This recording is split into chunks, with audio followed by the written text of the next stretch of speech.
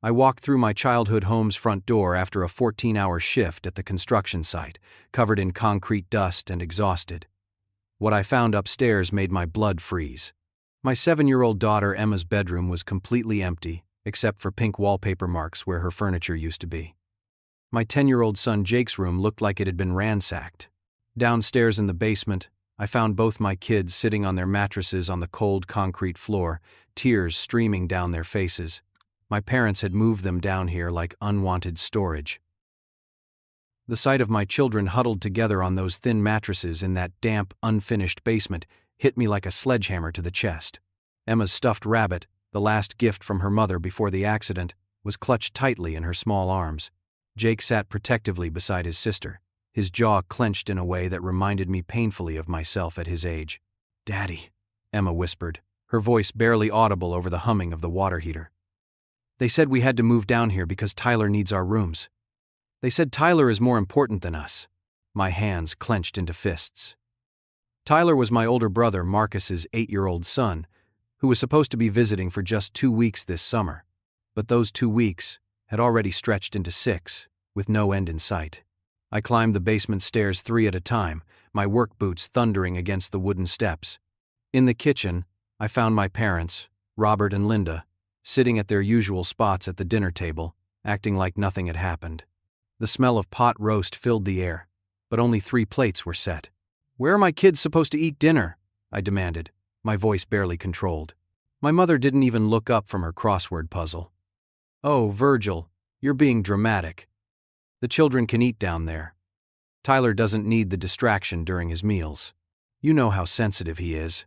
"Sensitive?" I stared at them both in disbelief. "You moved my children into the basement like they're dogs." My father finally glanced up from his newspaper, his expression cold and dismissive. "Now listen here, son. This is our house, and we make the rules. Tyler deserves the best while he's here. That boy has potential, unlike..." He gestured vaguely toward the basement. "Unlike what? Unlike my kids?" "Marcus has made something of himself," my mother said, finally setting down her pen. "He's a successful lawyer, provides well for his family. Tyler is going to follow in those footsteps. Your children, well, they need to understand their place." The words felt like acid in my throat. Ever since my wife Sarah died in that car accident 2 years ago, I'd been struggling to keep everything together. I'd lost our apartment when I couldn't work for 3 months, while dealing with her death and the kids' grief. Moving back in with my parents was supposed to be temporary, just until I got back on my feet. But every day, they made it clear that they saw me as the family failure. "Their place?" I repeated slowly. "These are your grandchildren we're talking about. And Tyler is also our grandchild," my father said sharply. "The difference is, he has a future. Marcus made sure of that." I walked upstairs to see what they'd done to my children's rooms. Emma's room, which had been painted pink with butterfly stickers on the walls, now housed Tyler's expensive gaming setup and designer clothes. Jake's room, formerly decorated with baseball posters and model airplanes, had been transformed into what looked like a luxury hotel suite, complete with a flat-screen television and a mini refrigerator. When I came back downstairs, I found Tyler sprawled across the living room couch, playing games on a tablet that probably cost more than my monthly salary. He didn't even acknowledge my presence. "Tyler," I said, trying to keep my voice level, "where are Emma and Jake's things?" He shrugged without looking up.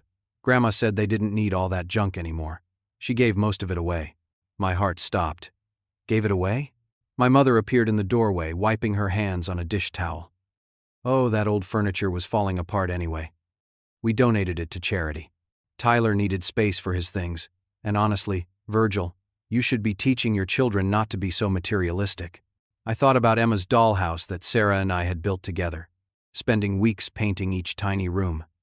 I thought about Jake's collection of books that he'd been reading since he was 5 years old. All of it gone. "You had no right," I said, my voice shaking. "We had every right," my father said, standing up from his chair. "This is our house, and we were tired of it looking like a daycare center. Tyler is only here for a little while, and he deserves to be comfortable." That's when I realized the horrible truth. This wasn't just about making room for Tyler. This was about putting my children in their place, making sure they understood that they were charity cases, unwanted burdens in their own grandparents' home. As I headed back down to the basement to comfort my children, I heard my mother call after me. "And Virgil, make sure they're quiet tonight. Tyler has swimming lessons early in the morning and he needs his rest." The next morning brought the arrival of my older brother Marcus, and with him, the full weight of my family's dysfunction came crashing down. Marcus pulled up in his pristine BMW, dressed in an expensive suit despite it being Saturday. He walked into the house like he owned it, which, given my parents' behavior, he might as well have. "Little brother," he said, giving me a patronizing pat on the shoulder. Still living the dream, I see. My parents practically threw themselves at him, my mother fussing over whether he'd eaten breakfast, and my father immediately offering him a beer. Tyler ran to his father with the kind of enthusiasm my kids used to show before this nightmare began. "Daddy, look what Grandma and Grandpa got me," Tyler announced, dragging Marcus upstairs to see his new palace. I watched Marcus take in the transformed rooms with approval. "This is perfect," he told my parents. "Tyler deserves nice things. It's important for his development." When he saw me standing in the hallway, his expression shifted to something between pity and disgust. "Virgil, I hope you're teaching Emma and Jake to be grateful for what they have. Not everyone gets to live in a house this nice. They're sleeping in the basement, Marcus." He laughed. Actually laughed. Character building. "I slept in the basement when I was their age, during summer visits to Uncle Frank's. Made me tougher." That was a lie. Marcus had never slept in anyone's basement. But my parents nodded along as if it were gospel truth. Over the next few days, the favoritism became so blatant, it was almost cartoonish. My parents took Tyler to Chuck E. Cheese, the zoo, and the movies. They bought him a new bicycle, video games, and clothes. Meanwhile, Emma and Jake were expected to clean up after Tyler's messes and weren't allowed to touch any of his new toys. During one particularly painful dinner, Tyler announced he was bored and wanted someone to play with. "Why don't you play with your cousins?" my mother suggested sweetly. Tyler wrinkled his nose. "They're weird. Emma cries too much, and Jake just stares at me. They're grieving their mother," I said quietly. Marcus waved his hand dismissively. "Kids are resilient. They need to toughen up. The real world doesn't care about their feelings." My father nodded sagely. "Marcus is right. You've been coddling them, Virgil. Maybe some time in the basement will teach them independence." I excused myself from the table before I said something I'd regret. In the basement, I found Emma having another nightmare. She'd been waking up screaming every night since they'd been moved down there. The concrete walls seemed to amplify every sound from the house above, and the single bare bulb cast eerie shadows that terrified her. Jake had stopped eating properly. When I asked him why, he said his stomach hurt all the time now. The stress was literally making my 10-year-old son sick. That evening, I overheard a conversation that changed everything. I'd gone to the kitchen for a glass of water when I heard my parents and Marcus talking in the living room. "I don't know how much longer I can take having Tyler here," Marcus was saying. "The divorce is getting messy, and Jennifer's lawyer is asking too many questions about where he is." "You know you're always welcome here," my mother assured him. "The problem is Virgil and his kids," Marcus continued. "They're bringing down the whole atmosphere. Tyler shouldn't have to be around that kind of negativity." "What do you suggest?" my father asked. "Well," Marcus said slowly, "maybe it's time to consider what's really best for those children. Virgil clearly can't provide for them properly. They might be better off in a more stable environment." My blood ran cold. They were talking about taking my children away from me, but the worst was yet to come. The next day, I discovered what Tyler had been telling other people about my children. Emma came running to me in tears after Tyler's friend came over to play. "Daddy," she sobbed. Tyler told his friend that Jake and I are the helper kids. He said we're not really part of the family, and that's why we live in the basement. When I confronted Tyler about this, he looked confused rather than ashamed. "But that's what Grandma told me," he said matter-of-factly. "She said they're here to help take care of me while I'm visiting." I found my mother in the garden and asked her directly if she'd told Tyler that my children were servants. She had the decency to look slightly embarrassed, but she didn't apologize. Tyler needed to understand the household dynamic, she said. We didn't want him to feel obligated to share his things with children who aren't at his level. That night, I lay awake on the couch in the living room. my usual sleeping spot since giving up my childhood bedroom to Tyler's overflow belongings. I stared at the ceiling and realized that my parents didn't just prefer Marcus and Tyler, they actively despised my children and me. The breaking point came on a Tuesday morning that started like any other, but ended with my world completely shattered and rebuilt.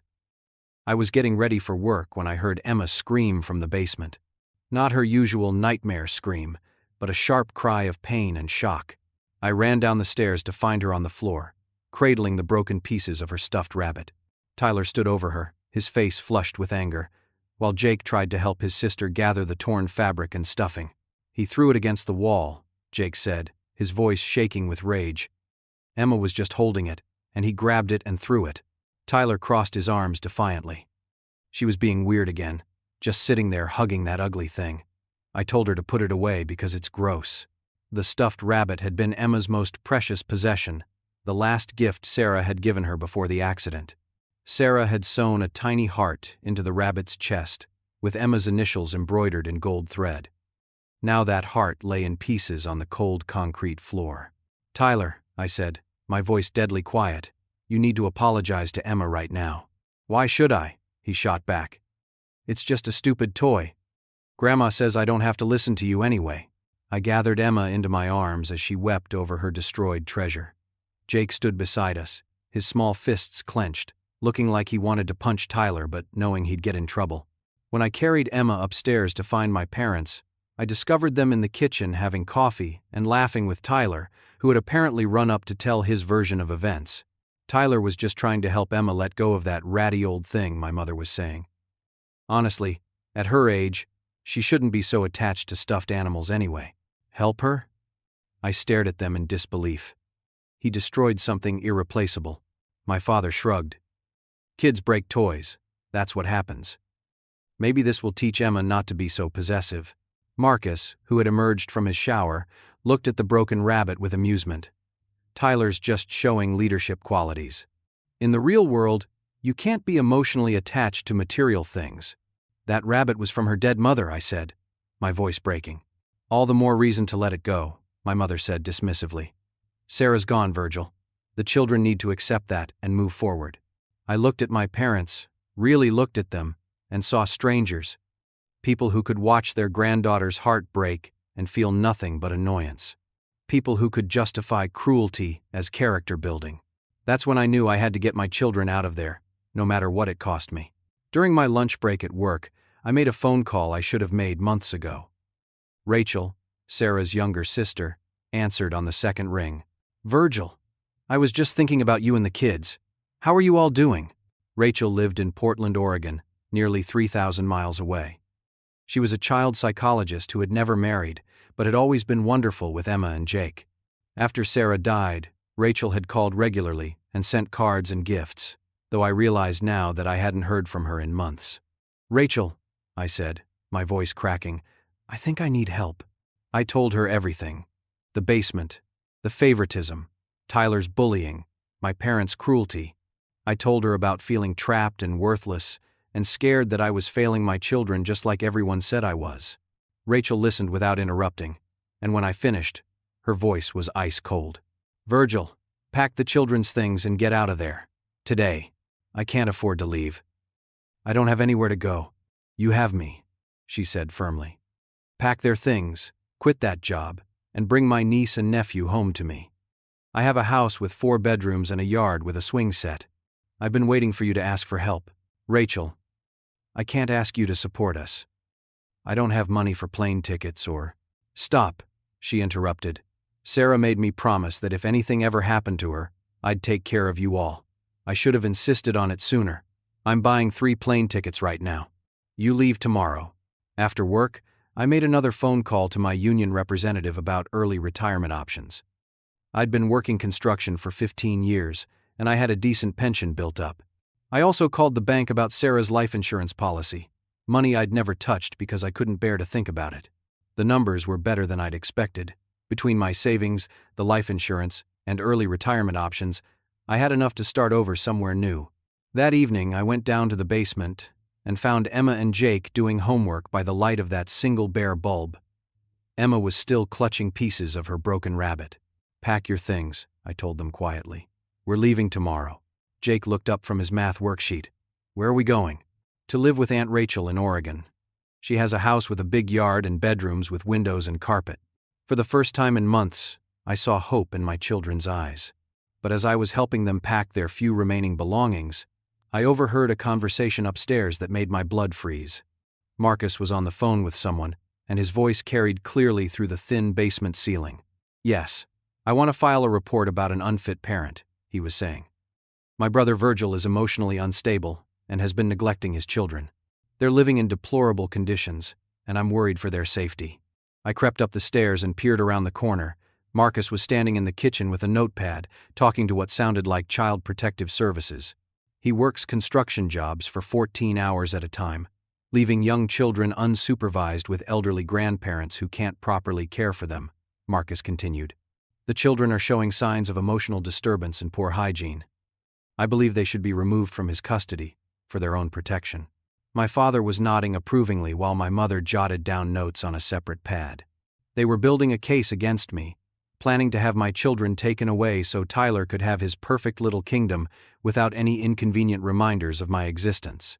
I backed down the stairs as quietly as possible, my heart pounding. I had to get Emma and Jake out of there before CPS could respond to Marcus's call. But I also knew that running might make me look guilty of whatever lies they were telling. I pulled out my phone and did something I'd never done before. I started recording audio.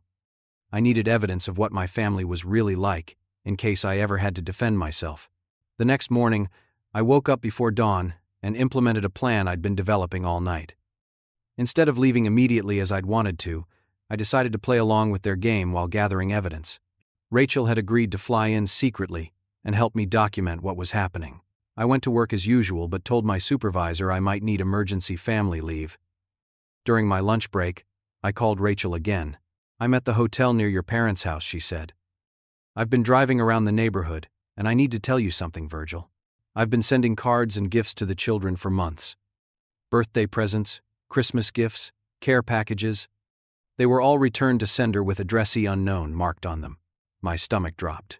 What do you mean? Your parents have been intercepting everything I've sent. I have copies of delivery confirmations showing the packages reached the house, but then they got sent back to me. I thought you didn't want me contacting the kids anymore. The cruelty of it hit me like a physical blow. My children had been cut off from the one person outside our immediate family who truly loved them. Rachel had been trying to reach them for months, but my parents had blocked every attempt.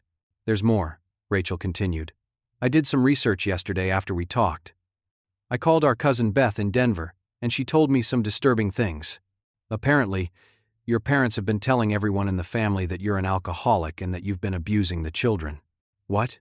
Beth said your mother called her 6 months ago, crying about how worried she was about Emma and Jake.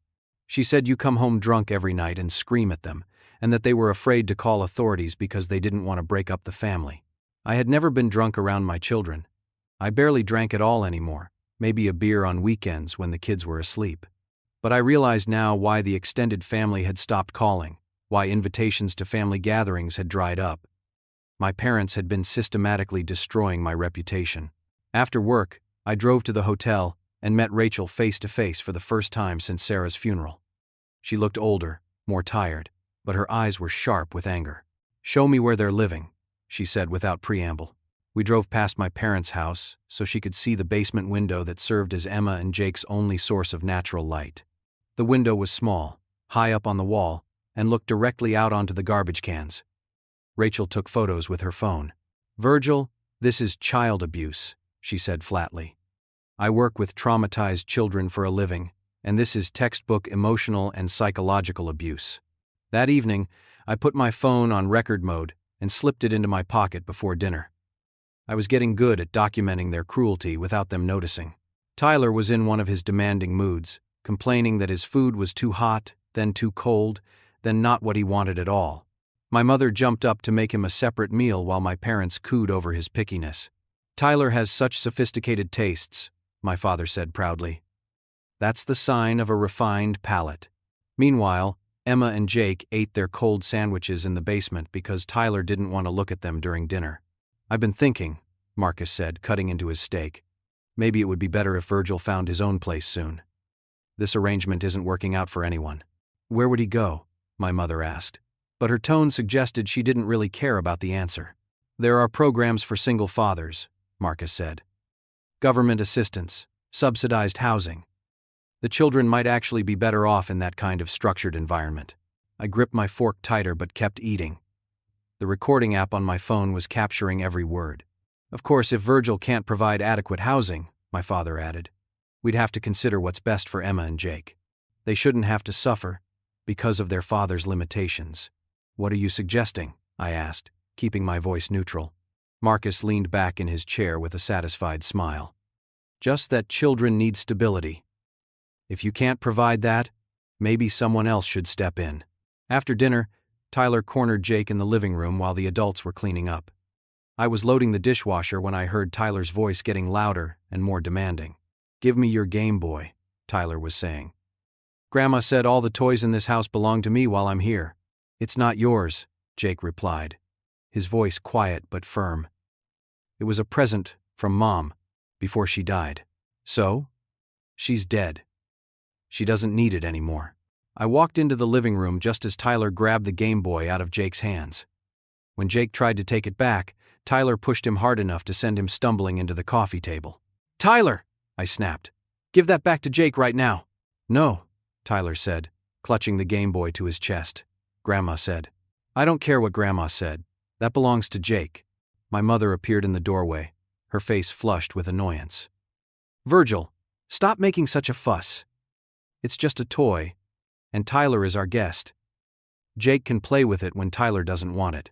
It's not just a toy, I said. It's the last thing Sarah gave him before she died. Well, maybe Jake is too attached to material things, my mother said coldly. Maybe sharing would be good for him. I looked at my 10-year-old son, who was trying not to cry as he watched Tyler playing with his mother's final gift. The recorder in my pocket was capturing every moment of this cruelty. That night, I went down to the basement to check on the children and found Emma having another nightmare. She was crying in her sleep, calling for her mother. When I woke her up, she was disoriented and scared.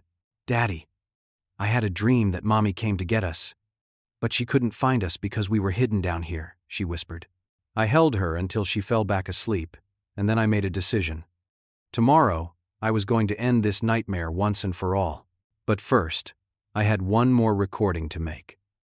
I crept upstairs and positioned myself outside the living room, where I could hear Marcus and my parents talking. The CPS investigation should move quickly, Marcus was saying. I told them Virgil has been erratic and possibly drinking. With the children living in substandard conditions, it should be an easy case. What happens to Emma and Jake? My mother asked. They'll go into foster care initially, Marcus replied.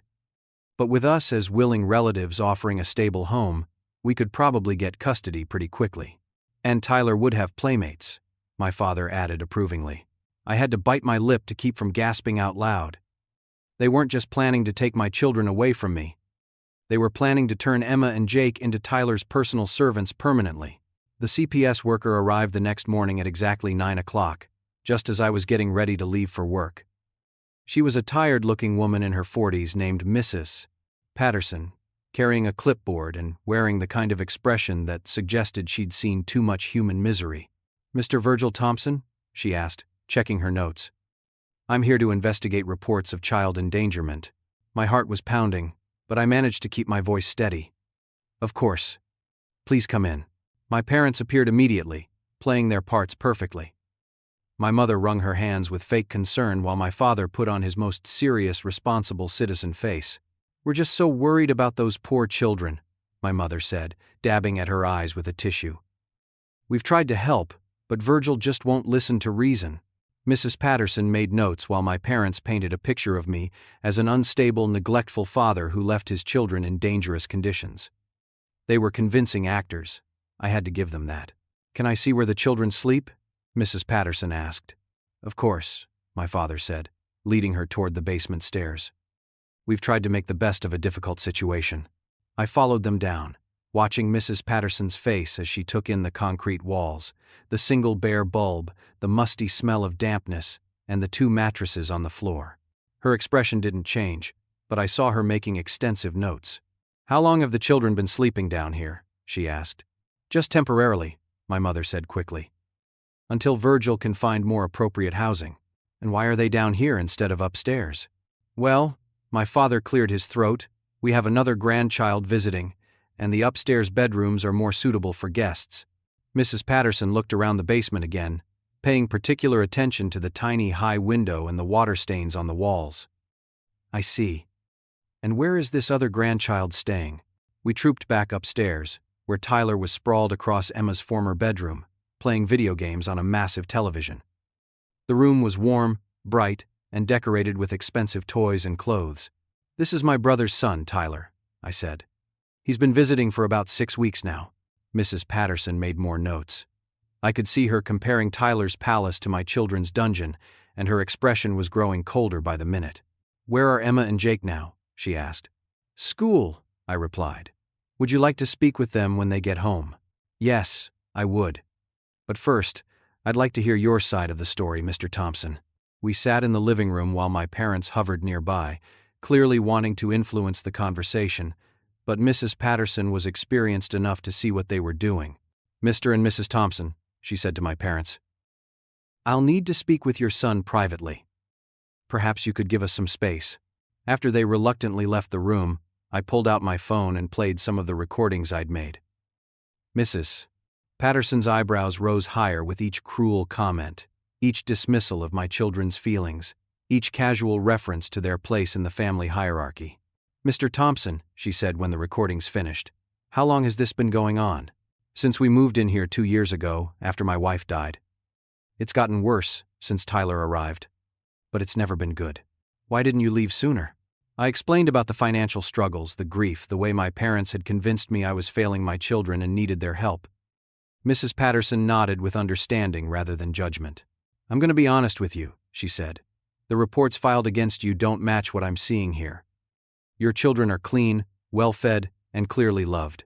The person who filed these reports painted a picture of neglect and abuse that simply isn't supported by the evidence." Just then, Rachel walked through the front door. I'd given her a key the night before so she could enter if needed. "I'm sorry I'm late," she said, playing her part perfectly. "I'm Rachel Morrison, Sarah's sister and the children's aunt." "Mrs. Patterson? I believe you wanted to speak with me?" My parents appeared in the hallway, their faces confused and alarmed. "Rachel? What are you doing here?" "I'm here to provide testimony about Virgil's character and the children's well-being," Rachel said calmly. She pulled out a folder full of documents. "I have here copies of letters, gifts, and care packages I've been sending to Emma and Jake for the past year and a half. All of them were returned to sender, marked as undeliverable." She handed the folder to Mrs. Patterson, who examined the evidence with growing interest. "I also have documentation of my attempts to call and video chat with the children, all of which were blocked or ignored," Rachel continued. "As a licensed child psychologist, I've been concerned about the children's emotional well-being and their grandfather's reports of their father's alleged substance abuse." "Substance abuse?" Mrs. Patterson looked at me sharply. "I don't have a substance abuse problem," I said firmly. "I barely drink at all." Rachel nodded. "Which is why I drove here yesterday to see for myself what was happening.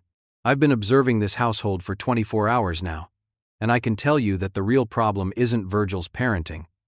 It's the systematic emotional abuse being perpetrated by his parents." My mother gasped dramatically. "That's ridiculous. We've done nothing but help." "You moved 2 grieving children into an unfinished basement so your other grandson could have their bedrooms," Rachel said, her voice clinical and cold. "You've isolated them from their extended family, destroyed their belongings, and told another child that they're servants. In my professional opinion, this constitutes emotional and psychological abuse." Mrs. Patterson was writing furiously now. When Emma and Jake came home from school, she interviewed them separately while Rachel and I waited in the kitchen. Through the thin walls, we could hear their small voices describing their life in the basement, Tyler's bullying, and their grandparents' coldness. "Do you feel safe here?" we heard Mrs. Patterson ask Emma. "Not really," came the quiet reply. "The basement is scary at night, and Tyler breaks my things. Grandma says I'm not supposed to cry, but I miss my mommy." When Mrs. Patterson interviewed Jake, his answers were more direct. "I want to live somewhere else." Somewhere that doesn't smell like mold and where people don't call us names. After the interviews, Mrs. Patterson called me back into the living room. My parents sat rigidly on the couch while Marcus, who had arrived during the chaos, paced by the window. "Mr. Thompson," Mrs. Patterson said, "I'm going to be very clear about my findings. The reports filed against you appear to be fabricated and motivated by family conflict rather than genuine concern for the children's welfare. Filing false reports with Child Protective Services is a serious crime, punishable by fines and possible jail time." Marcus stopped pacing. "Now wait just a minute. Mr. Marcus Thompson," Mrs. Patterson continued, "I've also discovered some concerning information about your custody situation. According to court records, you were supposed to return your son Tyler to his mother 6 weeks ago. Keeping a child beyond court-ordered visitation constitutes parental kidnapping." The color drained from Marcus's face. "That's not. I mean, Jennifer and I have an understanding." "No, you don't. I called her attorney this morning. She's been looking for Tyler for weeks and is considering filing kidnapping charges." My parents looked like they'd been slapped. Tyler, who had been eavesdropping from the stairs, started to cry. "Furthermore," Mrs. Patterson said, "I'll be recommending that this case be closed with no action against Mr. Virgil Thompson. However, I will be filing a separate report about the living conditions I observed and the apparent emotional abuse of the minor children Emma and Jake Thompson." She turned to me with something that might have been sympathy. "Mr. Thompson, I strongly recommend that you and your children find alternative housing as soon as possible. This environment is not healthy for them." "We're leaving today," I said. "We're moving to Oregon to live with Rachel." Mrs. Patterson nodded approvingly. "That sounds like an excellent plan." As she packed up her clipboard and prepared to leave, Tyler ran down the stairs and threw himself at Marcus's feet. "Daddy, I don't want to go back to Mommy. I want to stay here where everyone loves me." But Marcus was already on his phone, frantically calling lawyers. The golden child's reign was over. The house erupted into chaos after Mrs. Patterson left. Marcus was shouting into his phone while my parents sat in stunned silence, finally understanding that their carefully orchestrated plan had backfired spectacularly. I went down to the basement and helped Emma and Jake pack their few remaining belongings. They worked quietly but efficiently, and I could see hope returning to their faces with every item they put into their suitcases. "Are we really leaving today, Daddy?" Emma asked, folding her clothes carefully. "Yes, sweetheart. Aunt Rachel is taking us home with her." Jake looked up from packing his books. "Will we have real bedrooms again?" "Better than real bedrooms," I promised.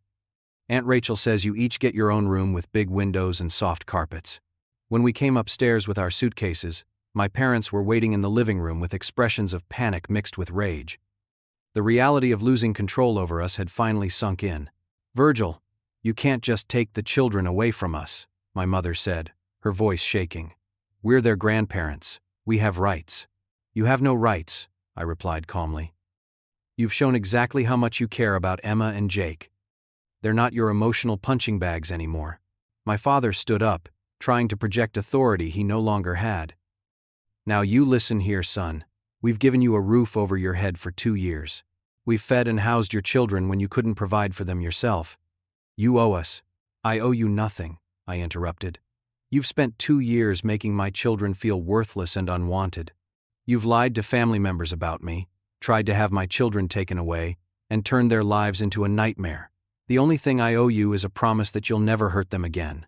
Rachel appeared in the doorway, having loaded her rental car with our belongings. "The car's ready," she announced. "Emma, Jake, are you excited to see your new home?" "Yes," they both said simultaneously, their voices bright with anticipation. Marcus finally got off the phone, his face gray with panic. "Virgil, you have to help me. Jennifer's attorney is filing emergency motions. They're saying I kidnapped Tyler." "You did kidnap Tyler," I pointed out. "You were supposed to return him to his mother 6 weeks ago. But I had to hide from the divorce proceedings. You don't understand the financial pressure I'm under. The gambling debts alone." He stopped abruptly, realizing he'd just admitted to problems my parents knew nothing about. Their faces showed shock and disappointment. "Gambling debts?" my mother whispered. Marcus tried to backtrack, but it was too late. "It's not what you think. I just had a few bad investments, and—" "You told us your law practice was thriving," my father said slowly. You said Tyler needed to be here because you were too busy with important cases. I am busy. I'm busy trying to save my career from creditors who want to shut me down. The truth was finally coming out. Marcus's perfect life was as much of a facade as his parenting skills. He'd been using my parents as free babysitters while he hid from his responsibilities, just like he'd used them as sources of emergency money for years. Tyler, who had been listening to this conversation with growing confusion, finally spoke up. Daddy, what's happening? Why is everyone yelling? Your father has to take you home to your mother today, I told him gently. The visit is over. Tyler's face crumpled. But I don't want to go. I like it here where I'm special. You'll be special at your real home too, Rachel said kindly. And Emma and Jake need to come with us now. As we headed toward the door, my mother made one last, desperate attempt at manipulation. Emma, Jake, please don't leave us. We love you so much. We were just trying to teach you important lessons about life. Emma looked up at her grandmother with the kind of clarity that only children possess. If you loved us, you wouldn't have put us in the basement. Jake was even more direct. You're mean to us. We don't want to live with mean people anymore. My parents' faces crumpled as they realized their grandchildren saw through their excuses and justifications. Years of favoritism and cruelty couldn't be explained away with claims of love. Wait, my father called as we reached the door. Virgil, let's talk about this reasonably. Maybe we made some mistakes, but family should stick together. I turned back to look at them one last time. You're right about family sticking together. That's exactly what Emma, Jake, and I are doing. As we walked out the door, I heard Tyler wailing about having to leave his kingdom behind and Marcus shouting at my parents for not supporting him financially anymore. But all I cared about was the sight of my children climbing into Rachel's car with smiles on their faces. Daddy, Emma said as I buckled her seatbelt. Are we going to be happy now? Yes, baby, I promised. We're going to be very happy. And for the first time in 2 years, I actually believed it. 6 months later, I stood in the doorway of Emma's bedroom in Rachel's house, watching her read a story to her new stuffed rabbit.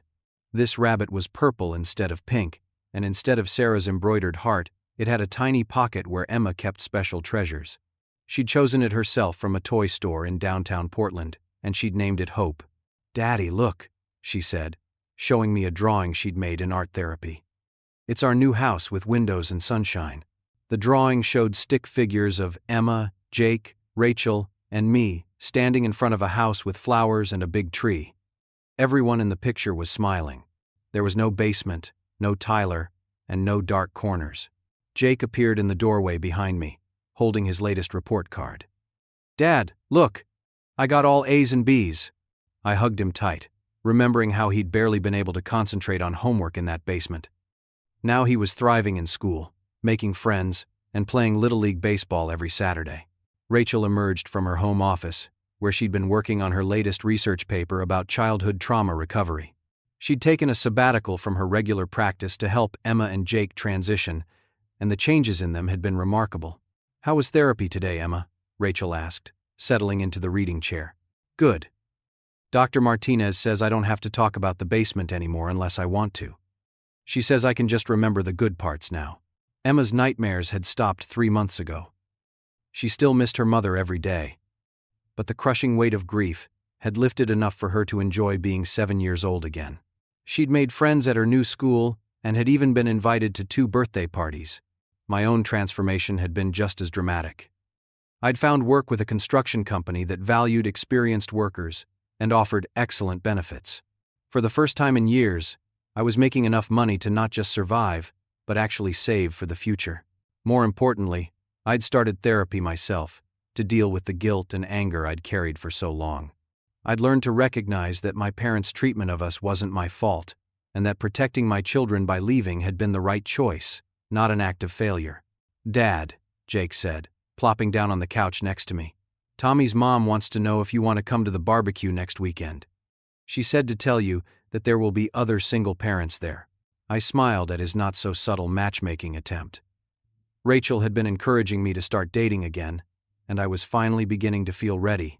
Sarah would always be the love of my life, and the mother of my children, but I was learning that honoring her memory didn't mean staying frozen in grief forever.